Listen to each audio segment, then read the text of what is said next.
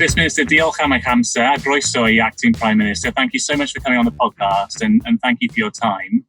It's very nice to have a fellow compatriot on the podcast. Excellent. Well, diolch. Pleasure to talk. Absolutely. And COVID-19 has really boosted your profile as First Minister recently. I wonder, when you're out and about now, do you find yourself being recognised more? Yes, I think that is definitely my experience. When I'm out and about in West Wales, where I come from Carmarthen, then I am quite used to people knowing who I am, partly because people in that part of Wales will be following Welsh-based broadcasting, more Welsh language broadcasting as well. But I was in Wrexham recently, which is obviously in the northeast corner of Wales, where people are much more likely to get their news from across the border and so on. And yet, there was a lot of people interested to talk and knowing more about the Welsh government, I think, than ever before. Although it's not all glamour being First Minister, is it? Because I think you had to self-isolate in a hut at the bottom of your garden, didn't you, for a while? Well, both my wife and my mother-in-law, who I live with, were shielding. So during that period, because my job inevitably means I'm meeting people all the time, and any one of those people could be a spreader of the virus, then in order to make sure that I wasn't a danger to them, yes, I retreated to the bottom of the garden and lived there. Now the shielding is over, I'm pleased to say I'm back in the house. I'm pleased to be so. Presumably there's electricity in there and a shower? Yes, or? yes. A hut, it's a granny flat. That would be probably the more accurate description. And it's got all the basics, but it is very basic. But all the basics are there. We always like to get people settled in on this podcast into life in Downing Street, but we're going to do things slightly differently with you because, of course, you're already leading a nation and you already have an office in Cardiff Bay. You don't have an official residence, though, which is quite interesting because the Scottish First Minister gets an official residence and you don't. It doesn't seem very fair to me, that. Well, personally, luckily, that doesn't affect me. I mean, as it happens, all First Ministers so far have lived either in or around Cardiff, and therefore I am very lucky and grateful to be going back to my own home and my own bed every night.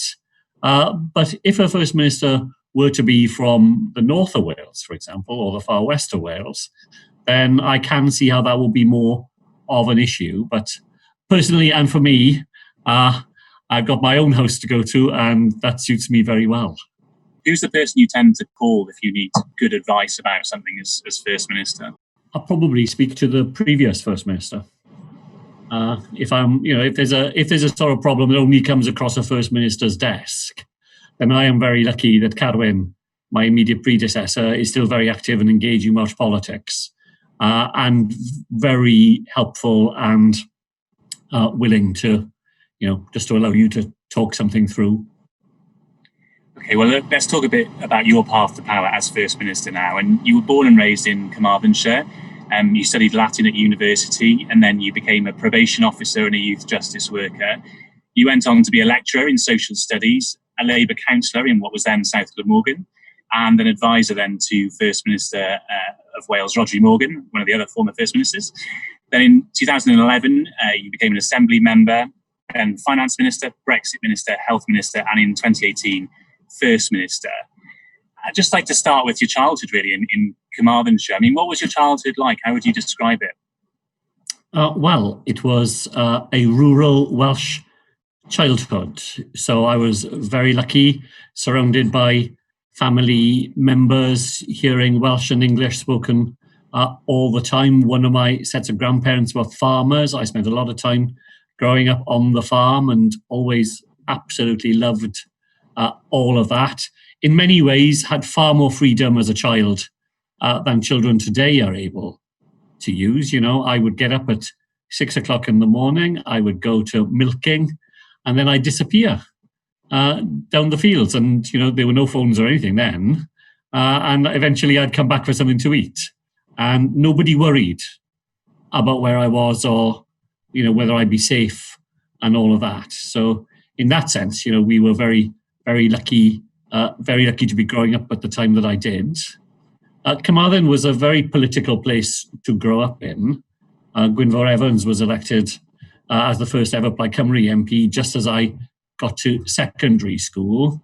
And again, I imagine this is very different because on the yard, as they would say, in the school that I went to, people talked about politics and chanted as they went around the yard. Somebody was reminding me of this just the other day. People would chant, "Georgie had a little mam, her hair was white as snow, and everywhere that Georgie went, his mam was sure to go." And that was a chant about George Thomas, the then Secretary of State for Wales, whose mother used to go in the back of the Rolls Royce with him when he used to go back and forth to the office. Now, I don't know how many schools are that engaged in politics as the one I went to was, but it's part of how I ended up doing what I do today, I guess. And growing up in Carmarthen at that time, when, as you say, there was the first Plaid Cymru MP and you're a Welsh speaker yourself, were you never drawn to nationalism? Well, actually, I think it is one of the things that I do remember having to decide at quite an early age. I guess by the time I was 14, you needed to know whether you were a nationalist or a socialist. And I think I knew from then that in my own political beliefs are that the things that bind working people together are more important than the accident of geography. And in the end, where you are born is an accident, isn't it? Families could be anywhere. I was lucky where I was born, definitely. But it was an accident. And while Wales means a huge amount to me, the history, the language, the culture, all of that, in a political sense, a working person in Wales faces the same challenges and the same issues as a working person in Scotland or England. And those alliances are stronger than simply where you happen to be born. And you went on to become a lecturer once you'd finished university, where you taught some of your political rivals, which must be strange, because you taught Leanne Wood, who used to be the leader of Plaid Cymru, and now she sits alongside you in the Senate. So that's got to be a slightly strange experience, isn't it? Yeah, I think that always has been a slightly strange experience for us both. I was Leanne's tutor, in fact, in university as well as teaching her. She was already a Plaid Cymru councillor when I knew her. We both belong to the left sides of our respective parties, and in many ways, lots of the things that we regard as important have always been things in common. So while it is inevitably slightly odd to meet people in other contexts later on, it's never been an awkward relationship for me. I think highly of her as a politician, even when I don't agree with her about everything. Devolution still confuses a lot of people. I think we've really learned that during the pandemic. How would you describe in simple terms the difference between being First Minister of Wales and being the Prime Minister of the United Kingdom? I think very simply, it's just a matter of scope. That we are in charge of all those things that make a difference in the daily lives of people, whether it's their health service or their education service or the housing they get or the roads that they have. Those are the things that we have here. The Prime Minister discharges those things for England, but then has UK responsibilities for things like defence and foreign affairs and macroeconomic policy. So it's more difference of scope than anything else. There are more things that you have to do, and very important things you have to do as Prime Minister. But the things that we do for Wales, the Prime Minister does for England, but only for England. And the pandemic has brought out those differences and differences in policy. And I think they've been given a national stage in a way that they haven't been before. By national, I mean UK-wide. Do you think that this pandemic has sort of been a crash course for a lot of people in devolution? Well, I think that is the case, definitely. It's raised the profile of devolution inside Wales, that is for sure. But 20 years into devolution, I think most people in Wales knew that there was a Welsh government and that it did things that they knew the Welsh government did. So whether that was, free bus travel for pensioners in the very first term, right through to changing the law on organ donation as the first part of the United Kingdom in this Senedd term, I think most people in Wales knew about the Senedd, even if they didn't understand it in detail. I think the biggest learning curve has been for some of our colleagues in Westminster who'd had very little to do with devolution and are taken a bit by surprise by the fact that So, the United Kingdom is a voluntary association of 4 nations where different component parts are able to make different decisions and are competent to do them. Yeah, because some people have accused you more from an English side of coming up with policies for the sake of it, for a point of difference with the UK government. Is there never a temptation, in all honesty, to do that? Because it does raise your profile in Wales. If you do that, you know that you're going to get a lot more coverage of the Welsh administration. I can honestly say it really doesn't enter into my calculations, nor should it. We've done many things that have been different. We've done them when we think it was the right thing to do, not in order to be different. We've done many things alongside the UK government, when there are some people in Wales who wish we'd been more distinct. But what I try to do, and what I do with my colleagues, is to work out, with the best advice we've got, what we think works best for Wales. And whether that is different or whether it draws on the same things, that's the course of action we then take. How is it that different administrations come up with different decisions? Because on the face of it, with quarantine rules, for example, it does baffle people how you could have one rule in Wales about Portugal and another rule in England about Portugal, when the infection rates in Portugal are the same no matter where you're sitting, whether it's in Cardiff or London. I think the difference is just in context. So I'll give you a different example in the same field. We move first to require quarantine of people coming back from Greek islands into Wales.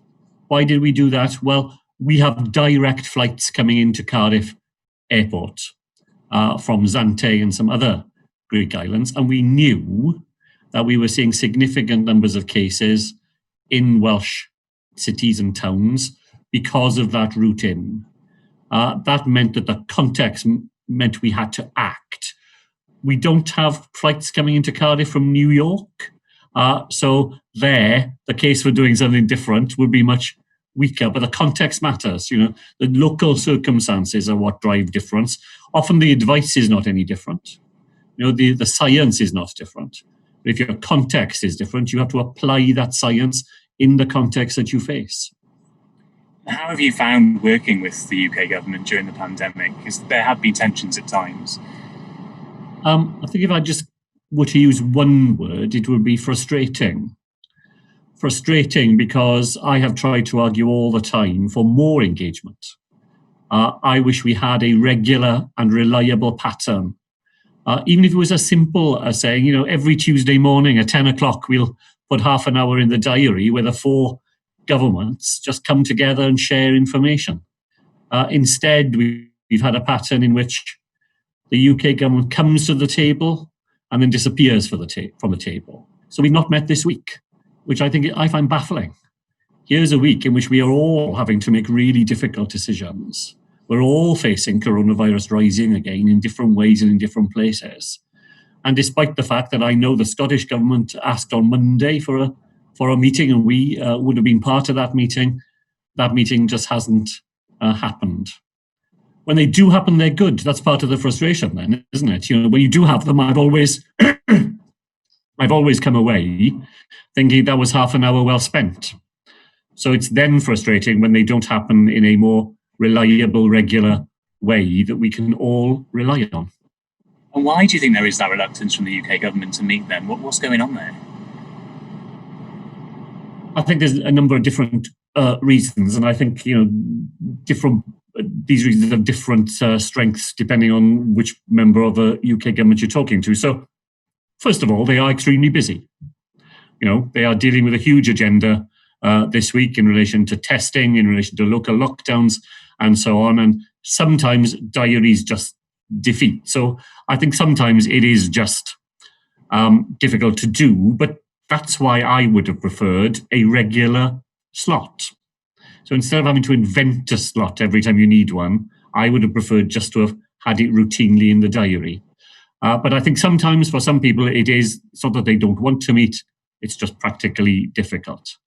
I do think there are other parts of the current UK government who have discovered devolution during the pandemic and don't like it. Deep down, and sometimes not that deep down, they think it was all a terrible mistake. And that what they ought to do is to try to get back to a position in which they don't talk, they make the decisions. They don't need to talk to anybody else. What are you doing bothering talking to all those small fry everywhere else? Forget they're there and carry on. Well, yeah. Unfortunately, that is flying in the face of the realities. But I think it's quite a strong tendency in some parts of the Conservative Party. And we're talking now in a week where you've just had to reimpose local lockdown measures in Rhondda and Tarf. And obviously we've had Caerphilly as well go into local lockdown recently. What is it about the behaviour in Rhondda and Tarf that you think has led to this? Because there's discussion that it was coach loads of people going to Doncaster races.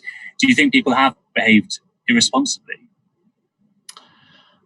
I think some people over the summer have forgotten just how serious all this is. And as we have progressively removed restrictions, people have taken that as a sign that somehow coronavirus has disappeared and we don't need to go on doing all the things that people were so good at doing earlier in the year. So there are examples in RCT where whole groups of people have got together and not behaved in a way that I think you could describe as responsible, and have ended up with large numbers of people contracting the virus and then that virus being spread further. So I think there are probably three main causes you could identify. There still are people coming back from abroad. We're still dealing with probably the smaller number than we were a month ago, but people who've been on holiday, caught the virus somewhere where the virus is in greater circulation, end up coming home. That's one cause. There are people doing things in groups that they wouldn't do if they were on their own and acting more responsibly. And then there's household transmission. There have been people in and out of one another's households. And in not so Welsh communities, that's a very natural way to behave. That's just the way people do things. And somehow people dropped their guard and went back to doing things in those old ways. And we've had to reduce the number of people who can meet indoors back to 6 again, in order to remind people, the more people you see, the closer you are to them, the more time you spend in their company, the bigger the risk you will run. Is there any evidence yet that the local lockdown in Caerphilly has started to reduce the rate there? There have been some very tentative signs, but they are on the positive side, that we may have reached the plateau of infections in Caerphilly. Whereas they were going up exponentially, we may have slowed that rise and begin to see it flatten off. It can vary day by day, though. Some days, it looks good, the next day, not so good. But if you took a 7-day pattern, probably things are slightly better than they were. Very good reports yesterday from the police of people's cooperation with those rules. The police's view, not the people weren't just sort of sullenly complying with the rules. People were actively looking to try and help, trying to find out what can they do to stop this from happening and get out the other side of it. So that was very encouraging too. To be clear though, with Rhondda and Tarf and Caerphilly combined, we're talking about 500,000 people, as I'm sure you're aware, they're in local lockdown here. Is it the case that the Welsh government would be willing to reimpose a national lockdown in Wales if things don't improve? Well, Paul, the paradox of Wales is that in half of Wales, the virus is still going down. So, I looked at the figures again today. I think today it was 13 of 22 local authorities that the virus is still declining. So a national lockdown at this moment would make no sense at all, because you'd be taking actions in parts of Wales where there isn't a problem to solve. But what we are seeing is, as you say, in the southeast corner, where the population is concentrated, we've got some difficult spots. And the nature of people's lives is that, administrative boundaries don't make a great deal of difference. You can live in RCT but shop in Bridgend, because you could be living right on the border and the nearest shop would be just across the border. You can live in Caerphilly and work in Newport.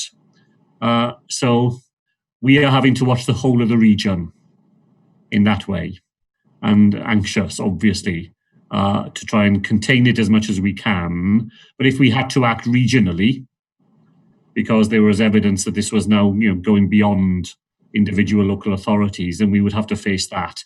But a national approach, given the very different experiences in the west and the north to the southeast corner, would not be a sensible course of action at this point.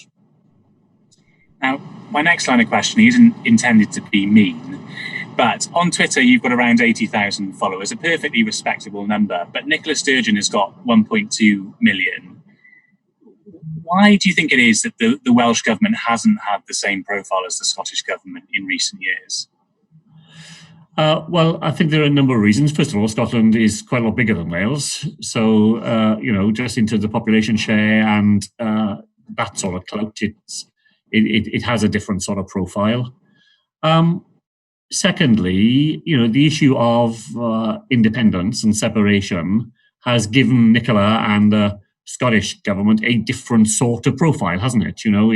Their view of the future of the United Kingdom is one that inevitably attracts attention in the way that the Welsh government, fiercely devolutionist, but believing in a successful United Kingdom, that doesn't have the same sort of political pull to it, does it? So I think it's a combination of just the size that we are, but also the political narratives that have been developed in the two places. It is interesting in Wales that polls suggest that support for independence is now at record highs, about 32% in favour of independence in the latest poll that came out. What do you think is driving that desire for independence? Because it's not something traditionally we've seen in Wales. No, and I think those sort of polls have to be very carefully looked at, because sometimes there is a little bit of statistical sleight of hand going on where, you extract all those people who don't have a view, and then you say, well, 30% of people. Well, actually, I don't think there's 30% worth of support for separation in Wales. But there undoubtedly, coronavirus has, for some people, suggested that when we make decisions for ourselves, we make them better than when they're being made on our behalf. And that makes some people think, well, would we be better off if we made more decisions for ourselves? So I think you can see that that's where the appetite comes from. And, devolution in Wales got off to a very hesitant start. The referendum was won, but it was by a whisker. My predecessor, Rodri Morgan, would sometimes say on public platforms that people in Wales are pathologically modest. So it's a nice phrase, I think. So, on the one hand, he says people in Wales are not, we're not inclined to be boastful. We're not inclined to bang our own drum that much. And that's a good quality. But you can take it to excess. You can be pathologically modest and lack the confidence to stand up for the good things that go on. Well, I think 20 years of devolution has changed a bit of that as well. You've got to be well in your 40s now before you can remember a time in your adult life when there wasn't an assembly or a senate here in Wales. And I think that experience also means that there is a greater confidence in Wales about its ability to look after our own affairs. And I think that's all feeding that. My own view always has been, I want assertive devolution. I really do believe that the decisions that only affect people in Wales should only be made in Wales, but that we are better off being in that great insurance policy that is the United Kingdom. It's kind of an interesting conundrum for you, though, isn't it? Because the better the decisions that you make, and it's up for other people to decide whether the decisions have been good or bad, but the better the decisions you make, the more you're going to accidentally end up feeding the drive for independence, which isn't something that you want. Well, the more the debate happens, I agree, but I think the debate is a healthy one, and I think it is possible to explain to people that the real lesson to draw from the experience is that it is still best for Wales to have the best of both worlds, that we want to be assertively in charge of our own affairs, but we also, I think, want to have the enormous benefits that come from being able to pool the risks we face and draw down the rewards from that pool when we share it with people in other parts of the UK. So I'm pleased to have the debate. I think the debate is healthy, but I think the debate doesn't inevitably lead people to the conclusion that sawing our way down Offa's Dyke is the right reply. You said in a recent interview that if the people of Wales wanted an independence referendum, you wouldn't stand in their way. What would be the signal for kind of knowing that, though, I suppose, as First Minister? Would it be public polling? Would it be a party, Plaid Cymru, for example, doing well in the next year's elections? How would you know that? Well, I think the best way to know it would be that a majority of politicians were returned to the Senedd who supported that sort of referendum.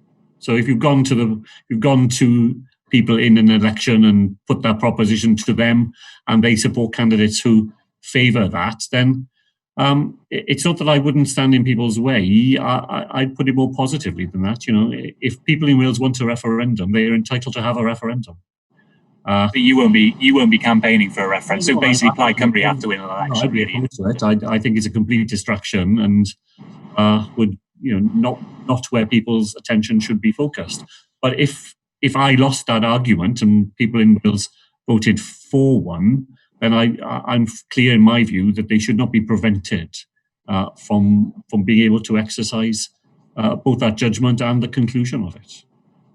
And if Scotland leaves the United Kingdom, which is a real possibility now looking at the polling, does that change your view of Wales's future inside the United Kingdom?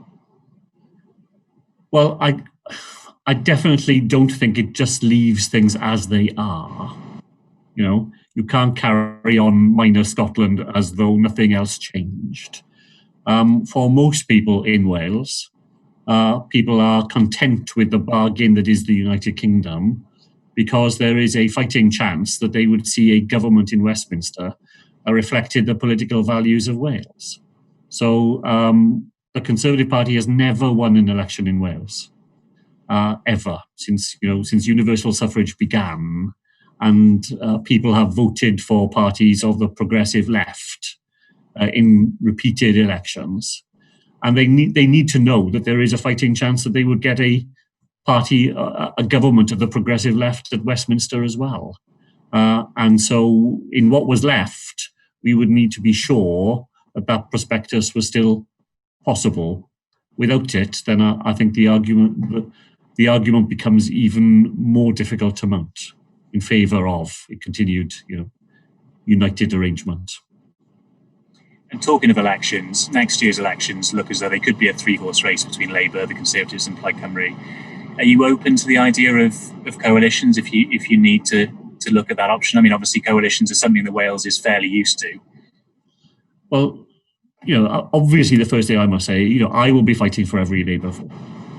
What I would like to see is a government made up of the Labour Party that has a majority and a reliable majority, so we could deliver on whatever promises we make to people. So that's my first priority. But as you say, one way or another, I have knocked around in all the governments that have been here since devolution, and of them, the first one was a coalition. The third one was a coalition. The current government has a Liberal Democrat member and an independent member in it. So I'm not theologically opposed to governments of a broader base. What's really important there is the programme. You've got to be able to agree a programme for government. And if you can't do that, then the coalition is bogus. If you can agree a programme in which Labour values and Labour priorities are, firmly in the driving seat, then that will be a different matter. But that's not what I'll be campaigning for. I'll be campaigning for as many Labour candidates to be returned so we can form a majority government here. Presumably it rules out a coalition with the Conservatives, a grand coalition that we've seen in other countries, for example. Well, I will never be in a coalition with the Conservative Party in Wales. Okay, pretty definitive answer there. Just talking about the Labour Party quickly before we have to wrap things up here. Obviously, we've got a new UK-wide leader in Keir Starmer.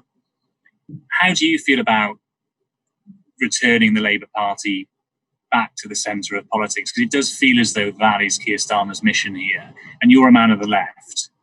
Are you comfortable with him potentially shifting back to the centre?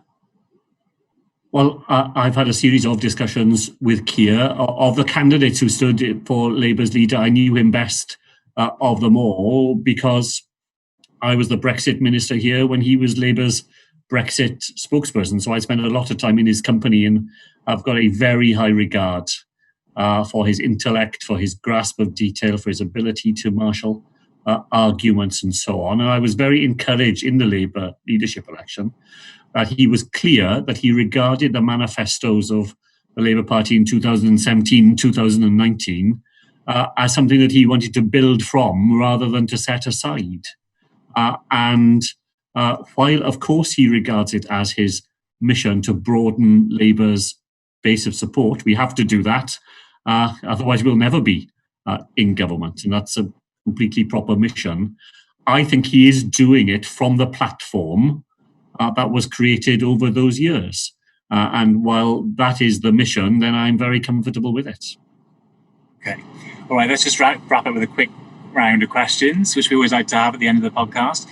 Who would you rather have dinner with, Tony Blair or Jeremy Corbyn? Jeremy Corbyn. Okay, your politics are a little bit more similar. Where do you like to go on holiday as First Minister? Pembrokeshire. Good answer. We know you like Caerphilly cheese, but what's your favourite biscuit? Oh, well, Garibaldi, naturally, from a political perspective. And we always like to ask people what their Downing Street pet would be as well, First Minister. Do you have any pets? No, we don't. We've managed over the years. It's the one thing I feel we stood out of against absolutely firmly with our children, is that we couldn't manage them and pets as well. But actually, I said to you, I was brought up partly on a farm. So I was very used to having animals around all the time and very much enjoyed it too. So maybe a pet sheep or something. And lastly, just to return to the title of the podcast, which is called Acting Prime Minister, you are already First Minister, but did you ever have any aspirations to be Prime Minister, to go to Westminster? No, I've always known that Wales was my own priority. So I left Wales to go to university, but I returned here straight away to work. There were different times when I was, growing up in the Labour Party and things where I was asked if I would have been interested in Member of Parliament type seats, but actually I always wanted an assembly. I always wanted to put that as my first priority, and I've never wanted to do anything else. Okay. Well, First Minister, diolch yn fawr iawn. Thank you so much for coming on the podcast. It's been really, really interesting to speak to you. Great. Paul, diolch yn fawr I chi hefyd. Thanks a lot. Goodbye.